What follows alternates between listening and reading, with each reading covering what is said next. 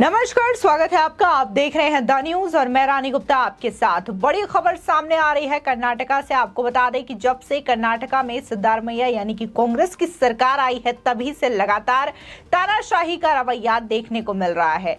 अभी हाल ही में बीजेपी व हिंदू कार्यकर्ता प्रवीण नेठारू जिन्हें की मार दिया गया था, उनकी पत्नी को बीजेपी सरकार के द्वारा एक सरकारी नौकरी दी गई थी। अब जैसे ही सिद्धारमैया की सरकार आती है, ये नौकरी उनसे वापस छीन ली जाती है। इस बात को लेकर के तमाम नेता जो हैं वो विरोध करते हुए नजर आ रहे हैं। जहां सिद्धारमैया की सरकार को तानाशाह बता रहे हैं, तो वहीं दूसरी ओर बीजेपी कर्नाटका ने सीधे तौर पर निशाना साधते हुए ये कह दिया है कि सिद्धारमैया की जो सरकार है वो पीएफआई की कठपुतली जैसा काम कर रही है। बता दें कि कुछ कट्टरपंथी लोगों ने प्रवीण नेठारू की नृशंस हत्या कर दी थी, जिसके बाद बीजेपी सरकार तब कर्नाटका में थी, तब उन्होंने उनकी पत्नी को एक सरकारी अस्थायी नौकरी दी थी। लेकिन अब जैसे ही कांग्रेस की सरकार वहां पर आ गई है, उनसे ये नौकरी छीन ली गई है।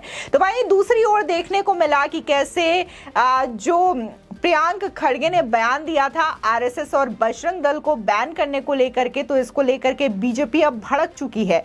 बीजेपी के नेता नलिन कुमार ने सीधे तौर पर यह कहा है कि जो आरएसएस और बीजेपी को बैन करने की कोशिश करेंगे वो जल करके राख हो जाएंगे। कहीं ना कहीं ये पलटवार देखने को मिल रहा है। जिस तरीके से कांग्रेस के घोषणा पत्र में जिक्र किया गया था और इसी के साथ ही जब सरकार बनी कर्नाटका में, तब भी प्रियांक खड़गे ने इस बात को लेकर के अपना स्टेटमेंट दिया था और उन्होंने कहा था कि अगर बजरंग दल और साथ ही आरएसएस राज्य की अशांति उत्पन्न करने की कोशिश करती है या फिर कानून व्यवस्था को बिगाड़ने की कोशिश करती है, तो हम जरा भी हेजिटेट नहीं करेंगे इसको बैन करने के लिए। बता दें कि कर्नाटका की नई नवेली कांग्रेस सरकार ने कट्टरपंथियों के हाथों मारे गए बीजेपी कार्यकर्ता प्रवीण नेठारू की पत्नी की नौकरी रद्द कर दी है। मीडिया रिपोर्ट्स के मुताबिक सिद्धारमैया सरकार ने नूतन कुमारी की सरकारी सेवाओं से अस्थायी नियुक्ति आदेश को वापस ले लिया है। कांग्रेस सरकार के इस फैसले के बाद बीजेपी नेताओं में नाराजगी देखने को मिल रही है। बता दें कि कट्टरपंथियों द्वारा हत्या के बाद पूर्व बीजेपी सरकार ने प्रवीण नेठारू की पत्नी नूतन कुमारी को सीएम ऑफिस में नौकरी दी थी। उन्हें मंगलुरु में उपायुक्त कार्यालय के मुख्यमंत्री राहत कोष अनुभाग में वरिष्ठ सहायक का पद दिया गया था। अब कांग्रेस की सरकार ने नूतन कुमारी की नौकरी को वापस लेने का फैसला ले लिया है। सरकार ने यह स्पष्ट नहीं किया है कि नूतन की नौकरी क्यों रद्द की गई है।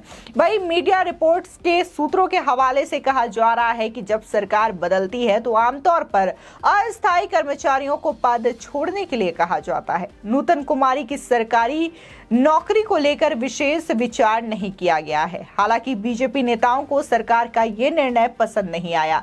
आंध्र प्रदेश बीजेपी के state general secretary Vishnuvardhana Reddy ने ट्वीट कर सरकार के इस फैसले की आलोचना की है। रेड्डी ने लिखा, प्रवीण नेठारू की नृशंस हत्या के बाद उनकी पत्नी को सरकारी नौकरी दी गई थी। सत्ता को संभालने के तुरंत बाद कांग्रेस की सरकार ने नेठारू के पत्नी को उनके पद से हटा दिया। ये एक विधवा के प्रति कांग्रेस की क्रूरता और पीएफआई के प्रति प्रेम को जाहिर करता है। इसी के साथ ही बीजेपी आईटी सेल के प्रमुख अमित मालवीय ने भी कर्नाटका सरकार के फैसले पर नाराजगी जताई है। उन्होंने ट्वीट कर लिखा, शहीद प्रवीण नेठारू की पत्नी को दी गई सरकारी नौकरी रद्द करने के लिए सिद्धारमैया सरकार को शर्म आनी चाहिए।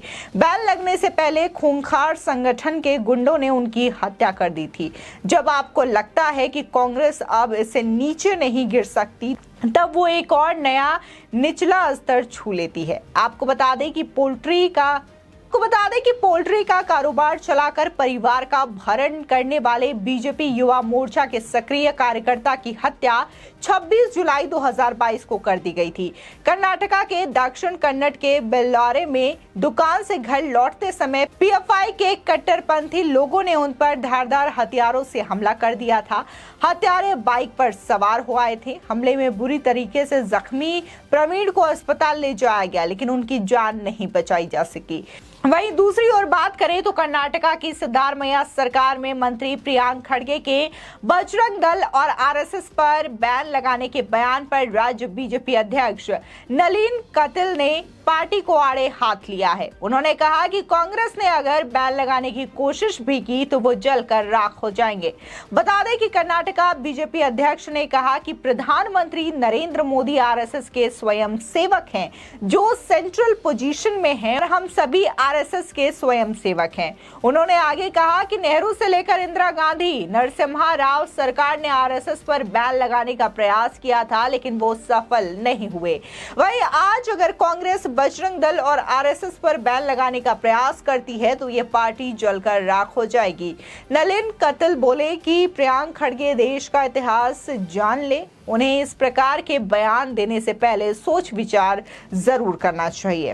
आपको बता दें, दरअसल कांग्रेस अध्यक्ष मल्लिकार्जुन खड़गे के बेटे प्रियांक खड़गे ने 25 मई को बयान देते हुए कहा था कि अगर कोई संगठन कर्नाटका में शांति भंग या सांप्रदायिक माहौल को खराब करने का प्रयास करेगी तो उनकी सरकार बैन लगाने में जरा भी संकोच नहीं करेगी। उन्होंने ये तक कहा कि बीजेपी को इस बात से डर नहीं होना चाहिए, हम केवल कानून का उल्लंघन करने वालों के खिलाफ कार्रवाई करेंगे। आपको बता दें, दरअसल कर्नाटका में विधानसभा चुनाव के दौरान कांग्रेस ने अपने घोषणा पत्र में कहा था कि राज्य में सरकार बनते ही बजरंग दल, पीएफआई, धर्म के आधार पर समुदायों के बीच नफरत फैलाने वाले संगठनों के खिलाफ कार्रवाई करते हुए बैन लगा दिया जाएगा, जिसके बाद कहीं न कहीं एक तरफा समुदाय का वोट कांग्रेस को मिला और यही रीजन माना जा रहा है कि कांग्रेस को कर्नाटका में ये जीत हासिल हुई। इसी के साथ ही जिस तरीके से जो तकरार देखने को मिली थी डीके शिव कुमार और सिद्धारमैया के बीच में कि आखिर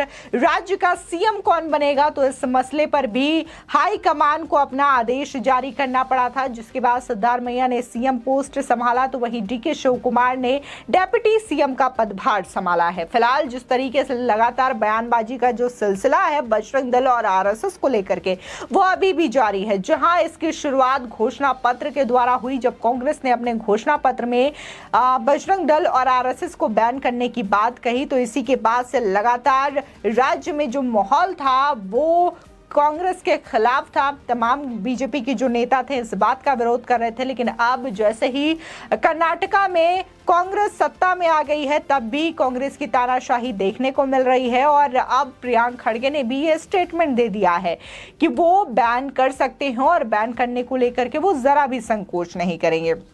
तो इसी के साथ ही जिस तरीके से लगातार तानाशाही का रवैया अपनाया जा रहा है कर्नाटका की कांग्रेस सरकार के द्वारा, तो लोग इसका भी विरोध कर रहे हैं क्योंकि प्रवीण निथारू कहीं ना कहीं हिंदू कार्यकर्ता थे।